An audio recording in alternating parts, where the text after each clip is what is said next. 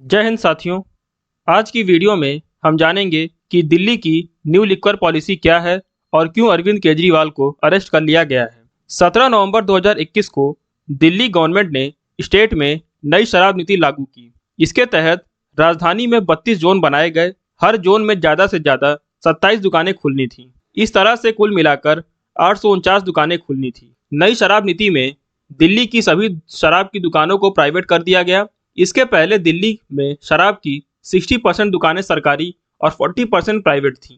नई नीति लागू होने के बाद 100% प्राइवेट हो गई। सरकार ने इसके पीछे तर्क ये दिया कि इससे 3500 करोड़ रुपए का फायदा होगा, लेकिन ये पॉलिसी अब सरकार के ही गले की हड्डी बन गई है। सरकार ने नई लिक्वर पॉलिसी के तहत ड्रिंक करने की एज 25 साल से घटाकर 21 साल कर दी थी। इसके अलावा सरकार ने लाइसेंस की फीस भी कई गुना बढ़ा दी थी। जैसे कि जिस L1 लाइसेंस के लिए पहले ठेकेदारों को 25 लाख देना पड़ता था, नई शराब नीति लागू होने के बाद उसके लिए ठेकेदारों को 5 करोड़ रुपए चुकाने पड़े।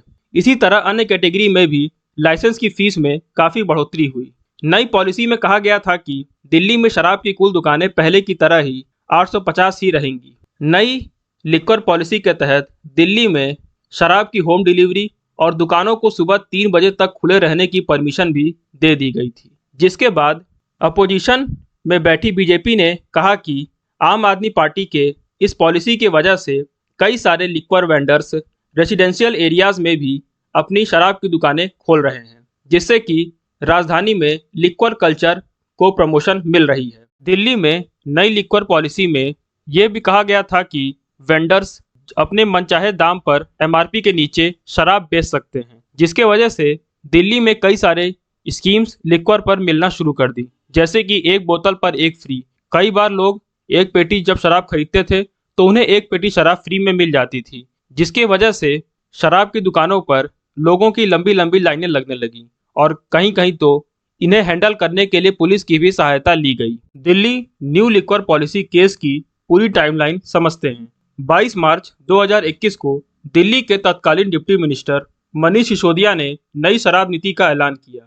उन्होंने कहा कि इससे माफिया राज खत्म होगा और सरकारी खजाना बढ़ेगा। 8 जुलाई 2022 दिल्ली के मुख्य सचिव नरेश कुमार ने नई शराब नीति में गड़बड़ी का अनुमान लगाया। उन्होंने इससे जुड़ी एक रिपोर्ट LG VK सक्सेना को भेजी। मुख्य सचिव ने अपनी रिपोर्ट में मनीष सिसोदिया पर गलत तरीके से शराब नीति तैयार करने का आरोप लगाया था। आरोप लगा कि दिल्ली सरकार ने जानबूझकर बड़े शराब कारोबारियों को फायदा पहुंचाने के लिए लाइसेंस शुल्क बढ़ाया, जिससे छोटे ठेकेदारों की दुकानें बंद हो गईं और बाजार में केवल बड़े शराब माफियाओं को लाइसेंस मिला। नई शराब नीति से जनता और सरकार दोनों को नुकसान पहुंचा।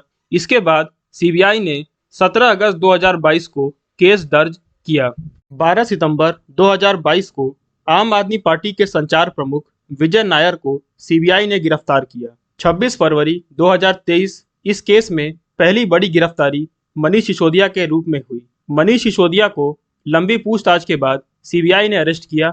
बाद में ED ने भी सिसोदिया को अरेस्ट किया। 4 अक्टूबर 2023 आम आदमी पार्टी के नेता संजय सिंह को ED ने गिरफ्तार कर लिया। फिर 2 नवंबर 2023 को शराब नीति केस में ED ने अरविंद केजरीवाल को पहला समन जारी किया।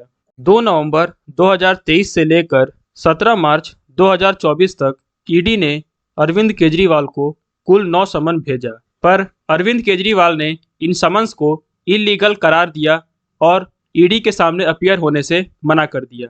फिर 21 मार्च 2024 को लंबी पूछताछ के बाद ED ने केजरीवाल को गिरफ्तार कर लिया। आइए जानते हैं क्यों अरेस्ट हुए केजरीवाल। ED ने चार्जशीट में दावा किया है कि रिश्वत से मिले 100 करोड़ रुपयों में से 45 करोड़ रुपए 2022 के गोवा विधानसभा में इस्तेमाल हुआ।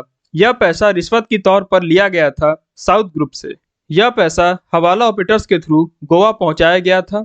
देखिए, हवाला एक तरह का सिस्टम है जिसमें हम पैसों को बिना फिजिकली या बैंक का यूज किए बिना ट्रांसफर कर सकते हैं। मान लीजिए मुझे 1 करोड़ रुपए दिल्ली से मुंबई पहुंचाना है। अब अगर मैं वो 1 करोड़ रुपए कैश के तौर पर अगर मैं दिल्ली से मुंबई ले जाऊं तो हो सकता है बीच में मैं पकड़ा जाऊं, या फिर अगर मैं वो 1 करोड़ रुपए बैंक के थ्रू ट्रांसफ़र करूं तो वो मेरे अकाउंट में शो करेगा जिससे कि आगे जाकर जांच एजेंसियां मुझसे क्वेश्चन कर सकती हैं। तो इसके लिए सिंपल सा तरीका है हवाला सिस्टम, जिसमें कि मैं पैसे दिल्ली में बैठे किसी एक हवाला एजेंट को दूंगा, वो मुझे कुछ एक साइन के तौर पर देगा, जिसे मुझे ले जाकर मुंबई में दूसरे हवाला एजेंट को दिखाना होगा और उसे दिखाते ही बिना कुछ पूछे वो मुझे 1 करोड़ रुपए दे देगा।